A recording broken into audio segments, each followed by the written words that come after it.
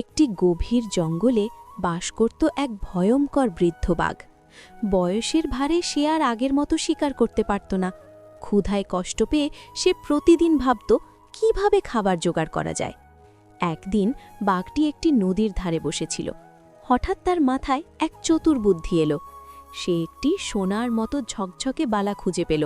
আসলে এটি কারো ফেলে যাওয়া পুরনো অলংকার ছিল। বাঘটি সেটি হাতে নিয়ে নদীর পাশে বসে লোকদের ডাকতে লাগল, এই যে মানুষ, ভয় পেও না, আমি এখন বুড়ো হয়ে গেছি, আর কাউকে আঘাত করি না।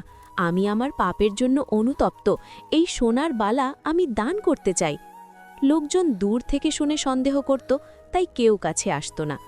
একদিন এক লোভী পথিক সেখানে এলো। বাঘের কথা শুনে সে লোভে পড়ে গেল। সে ভাবল, একটা বালা পেলে তো আমি ধনী হয়ে যাব। বাঘ বলল, এসো, ভয় পেও না, আগে নদীতে স্নান করে পবিত্র হয়ে এসো, তারপর বালা নিয়ে যেও। লোকটি নদীতে নামতেই কাদায় আটকে গেল। সে বের হতে পারছিল না। তখন বাঘ ধীরে ধীরে এগিয়ে এসে বলল, দেখো, আমি তোমাকে সাহায্য করি, এবং সুযোগ বুঝে তাকে ধরে ফেলল। এই গল্পটি আমাদের শেখায়, লোভ মানুষের সবচেয়ে বড় শত্রু। এখানে গল্প শেষ নয়।